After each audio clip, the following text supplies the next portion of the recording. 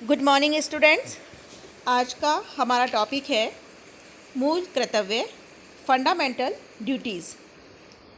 इससे पहले के वीडियो में हमने भारतीय संविधान में दिए गए मूल अधिकार देखे।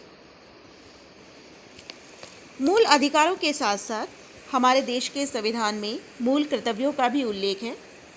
यद्यपि जब हमारे देश का संविधान लागू किया गया था 1950 में, तो भारतीय संविधान में केवल मूल अधिकारों का ही उल्लेख किया गया था। लेकिन 1976 में भारतीय संविधान में 42वां संविधान संशोधन किया गया और उस संविधान संशोधन के द्वारा भारतीय संविधान में मूल कर्तव्य जोड़े गए। भारतीय संविधान के चौथे भाग के आगे एक नया भाग जोड़ा गया, चतुर्थ ए। साथ ही अनुच्छेद 51 के आगे अनुच्छेद 51 ए जोड़ा गया और इसमें मूल कर्तव्यों का उल्लेख किया गया। ये जो मूल कर्तव्य थे, एक कमेटी बनाई गई थी, स्वर्ण सिंह समिति। उस स्वर्ण सिंह समिति की सिफारिश के आधार पर भारतीय संविधान में मूल कर्तव्यों को शामिल किया गया। तो आप एग्ज़ाम के पॉइंट ऑफ व्यू से ये कुछ बातें आपको ध्यान रखनी है कि पूछा जा सकता है कि भारतीय संविधान में जो मूल कर्तव्य है वो कौन सी कमेटी की सिफारिश के आधार पर जोड़े गए थे। तो वो कमेटी थी स्वर्ण सिंह समिति। साथ ही कब जोड़े गए, तो ये जोड़े गए 1976 में 42वें संविधान संशोधन द्वारा, जो कि बहुत ही महत्वपूर्ण संविधान संशोधन था और अब तक हुआ सबसे बड़ा संविधान संशोधन उसे माना जाता है, 42वां संविधान संशोधन। और जब मूल कर्तव्य जोड़े गए तो इनकी संख्या 10 थी। 10 मूल कर्तव्य जोड़े गए थे। बाद में 2002 में 46वें संविधान संशोधन द्वारा एक 11वां मूल कर्तव्य भी जोड़ा गया है। तो इस तरह वर्तमान में भारतीय संविधान में 11 मूल कर्तव्य हैं। तो आज हम इन मूल कर्तव्यों का अध्ययन करेंगे। सबसे पहला मूल कर्तव्य है कि भारत के प्रत्येक नागरिक का ये कर्तव्य है कि वह संविधान का पालन करे और उसके आदर्शों, संस्थाओं, राष्ट्रीय ध्वज, राष्ट्रगान का आदर करे। तो पहला मूल कर्तव्य है संविधान का पालन, कि हमें जो संविधान बनाया गया है हमें उस संविधान का पालन करना है। साथ ही हमारे संविधान के जो आदर्श हैं, आदर्शों की बात हमने जब प्रियम्बल पढ़ी थी तो हमने देखे थे कि हमारे संविधान के आदर्श क्या हैं, कि भारत एक संपूर्ण प्रभुत्व संपन्न लोकतांत्रिक समाजवादी पंथनिरपेक्ष गणराज्य है, स्वतंत्रता, न्याय, समानता। तो ये जो भारतीय संविधान के आदर्श हैं, हमें इन आदर्शों का सम्मान करना है।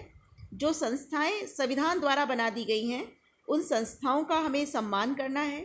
साथ ही जो राष्ट्रीय प्रतीक हैं, राष्ट्रीय प्रतीक यानी राष्ट्रीय ध्वज है, राष्ट्रगान है, तो हमें इनका सम्मान करना है। ये हमारा मूल कर्तव्य है। दूसरा मूल कर्तव्य है राष्ट्रीय आंदोलन के प्रेरक आदर्शों का पालन।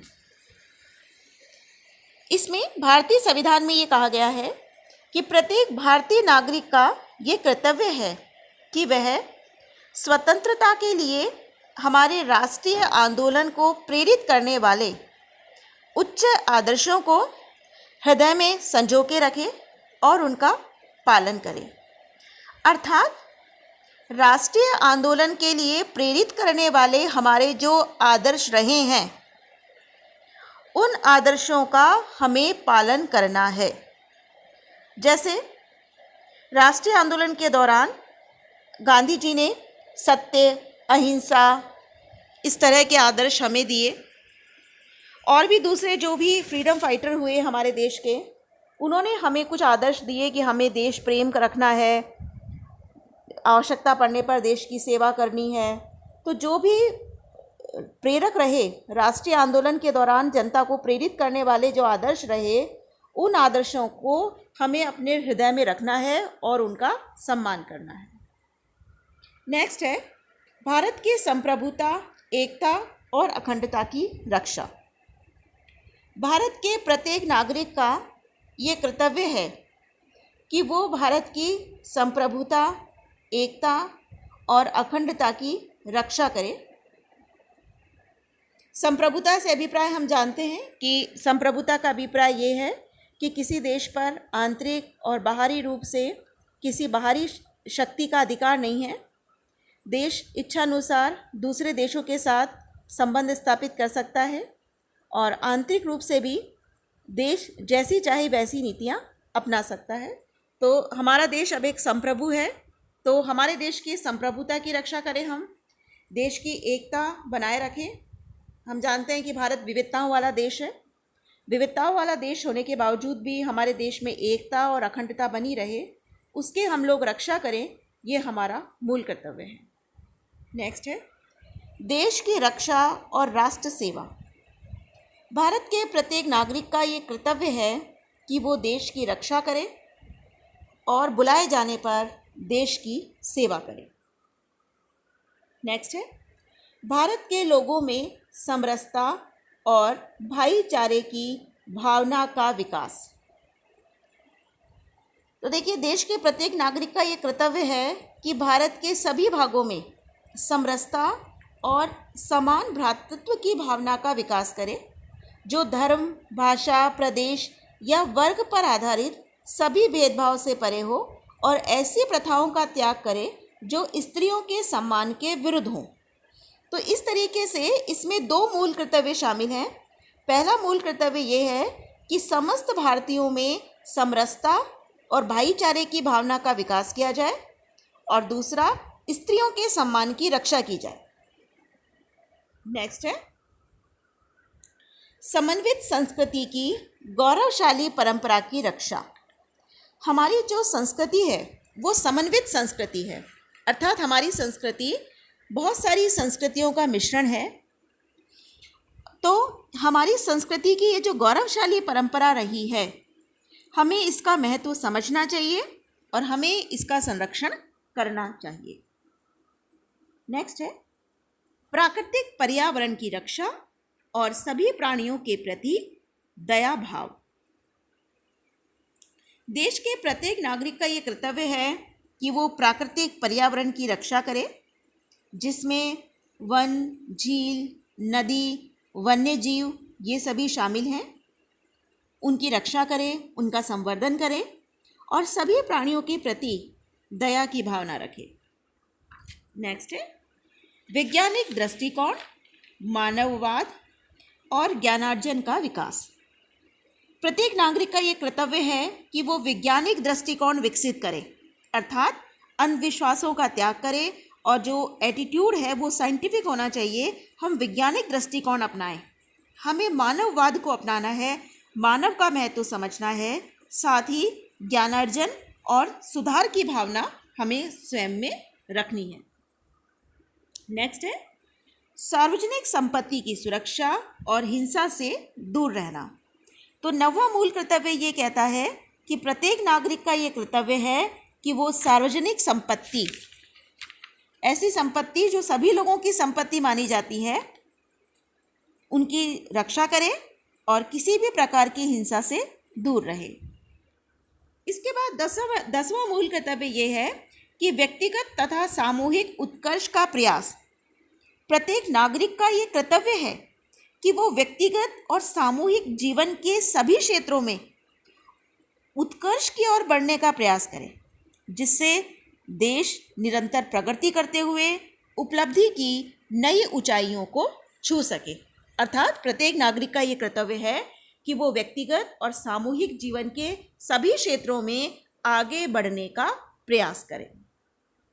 और 11वां मूल कर्तव्य, जो कि 2002 में 46वें संविधान संशोधन के द्वारा जोड़ा गया, इसमें ये कहा गया है कि माता पिता या संरक्षक का यह कर्तव्य है कि वह 6 से 14 वर्ष की उम्र के अपने बच्चों को शिक्षा के लिए अवसर प्रदान करे। तो ये जो 11वां मूल कर्तव्य है, ये शिक्षा से संबंधित है कि हर पेरेंट का, हर अभिभावक का ये कर्तव्य है कि वो 6 से 14 वर्ष की आयु के अपने बच्चों को शिक्षा प्रदान करे, उनको शिक्षा के लिए अवसर प्रदान करे। तो ये 11 मूल कर्तव्य भारतीय संविधान में दिए गए हैं और इन मूल कर्तव्यों की कुछ आधारों पर आलोचना की जाती है। सबसे बड़ी आलोचना तो ये की जाती है कि इन कर्तव्यों के उल्लंघन पर दंड की कोई व्यवस्था नहीं है। देखिए, हमने मूल अधिकारों की बात की थी और उसमें हमने ये उल्लेख किया था कि अगर मान लीजिए सरकार नागरिकों के मूल अधिकारों को हानि पहुंचाती है या कोई दूसरा व्यक्ति भी किसी व्यक्ति के मूल अधिकारों को नुकसान पहुंचाता है, तो वो व्यक्ति न्यायपालिका के पास शरण के लिए जा सकता है। लेकिन मूल कर्तव्यों के बारे में ऐसा नहीं है। मूल कर्तव्य हमारे संविधान में दिए गए हैं, लेकिन अगर मान लीजिए कोई नागरिक इनका पालन नहीं करता है, इनका उल्लंघन करता है, तो संविधान में ऐसी कोई व्यवस्था नहीं है कि मूल कर्तव्यों का उल्लंघन करने पर दंड दिया जाएगा। तो ऐसी स्थिति में इस बात पर कैसे विश्वास किया जा सकता है कि नागरिक इन मूल कर्तव्यों का पालन करेंगे? आलोचक ये कहते हैं कि चूंकि मूल कर्तव्यों के उल्लंघन पर दंड की कोई व्यवस्था नहीं है, इसलिए संविधान में इनके उल्लेख का कोई महत्व नहीं रह जाता। दूसरी आलोचना की जाती है भाषा की अस्पष्टता। संविधान में ये जो मूल कर्तव्य दिए गए हैं, इनमें से कई मूल कर्तव्य ऐसे हैं जिनकी भाषा बहुत अस्पष्ट है। उदाहरण के लिए जैसे हमने देखा था, जो मूल कर्तव्य है 8वां मूल कर्तव्य, उसमें ये लिखा था कि प्रत्येक नागरिक का ये कर्तव्य है कि वो वैज्ञानिक दृष्टिकोण, मानववाद, ज्ञानार्जन और सुधार की भावना का विकास करें। या जैसे कि 10वां मूल कर्तव्य कहता है कि प्रत्येक नागरिक का ये कर्तव्य है कि वो व्यक्तिगत और सामूहिक जीवन के सभी क्षेत्रों में आगे बढ़ने का प्रयास करें। अब यहाँ शब्द है उत्कृष्टता का प्रयास करें। तो ये शब्द ऐसे हैं जिनकी व्याख्या हर व्यक्ति अपने अपने दृष्टिकोण और मान्यता के अनुसार कर सकता है। तो इसलिए आलोचक कहते हैं कि मूल कर्तव्यों की भाषा अस्पष्ट है। ये मूल कर्तव्य ऐसे नहीं हैं जिसे एक आम नागरिक भी समझ सके, या हम यूँ कहें कि इन मूल कर्तव्यों की व्याख्या हर एक व्यक्ति के लिए समान होगी, ये नहीं कहा जा सकता। हर व्यक्ति अपने ज्ञान के अनुसार, अपने दृष्टिकोण के अनुसार इन मूल कर्तव्यों का अर्थ ले सकता है। तो भाषा की अस्पष्टता भी एक आलोचना का पॉइंट बताया जाता है। नेक्स्ट है अत्यधिक आदर्शवादी। आलोचक कहते हैं कि ये मूल कर्तव्य व्यवहारिक नहीं है बल्कि आदर्शवादी हैं। जैसे कि दूसरा मूल कर्तव्य है राष्ट्रीय आंदोलन के प्रेरक आदर्शों का पालन करना, या छठा मूल कर्तव्य है समन्वित संस्कृति की गौरवशाली परंपरा की रक्षा करना। तो ये ऐसे मूल कर्तव्य हैं जो व्यवहारिक ना होकर आदर्शवादी हैं। अंतिम आलोचना है शासन के अत्याचार की आशंका। कुछ आलोचक ये कहते हैं कि मूल कर्तव्यों का उल्लेख करने में जिस शब्दावली का प्रयोग किया गया है, उसका प्रयोग करके सरकार जनता पर अत्याचार कर सकती है। जैसे उदाहरण के लिए भारत की संप्रभुता। तो भारत की संप्रभुता के नाम पर सरकार की संप्रभुता स्थापित करने का प्रयास किया जा सकता है। और ऐसा हमने देखा भी है कि भारतीय राजनीति में कुछ वर्ष ऐसे भी रहे जबकि सरकार ने अपनी निरंकुशता स्थापित करने का प्रयास किया है। लेकिन इन आलोचनाओं के बावजूद भी ये जो मूल कर्तव्य हैं, इन मूल कर्तव्यों का महत्व कम नहीं है। वास्तव में देखा जाए तो इन मूल कर्तव्यों का उल्लेख संविधान में इसलिए किया गया ताकि सभी नागरिक अपने कर्तव्यों के प्रति जागरूक रहें और उनका पालन करें। केवल कुछ ही कर्तव्य ऐसे हैं जिनकी भाषा अस्पष्ट है। अगर हम दूसरे देशों की भी बात करें तो जो दूसरे देश हैं जैसे जापान है, इटली है, सोवियत रूस है, तो इन देशों के संविधानों में भी अधिकारों के साथ साथ कर्तव्यों का उल्लेख किया गया है। तो हमारे देश के संविधान में भी मूल कर्तव्यों का उल्लेख किया गया और यद्यपि मूल कर्तव्यों के उल्लंघन पर कोई दंड नहीं दिया जाता, लेकिन संसद द्वारा इस संबंध में दंड की व्यवस्था की जा सकती है। और ये हमने देखा भी है कि कई मूल कर्तव्य ऐसे हैं जिनके की जनता उनका पालन करे। इसके लिए संसद द्वारा समय समय पर विभिन्न कानूनों के माध्यम से ये व्यवस्था भी की गई है। जैसा कि हम कहते हैं कि राष्ट्रीय प्रतीकों का सम्मान करें, या जैसे हमारा मूल कर्तव्य है पर्यावरण की रक्षा, तो संसद ने समय समय पर इस तरह के कानून बनाए हैं जिसके द्वारा मूल कर्तव्यों का पालन सुनिश्चित किया जाता है। तो सारांश रूप में हम ये कह सकते हैं कि भारतीय संविधान में ये जो मूल कर्तव्यों का उल्लेख किया गया है, इस मूल कर्तव्यों के उल्लेख से आम जनता में मूल कर्तव्यों के प्रति जागरूकता आएगी, अपने दायित्वों का बोध जनता में आएगा, और इसलिए इन कर्तव्यों का पालन करना भारत के प्रत्येक नागरिक को अपना सर्वोच्च धर्म मानना चाहिए। Thank you.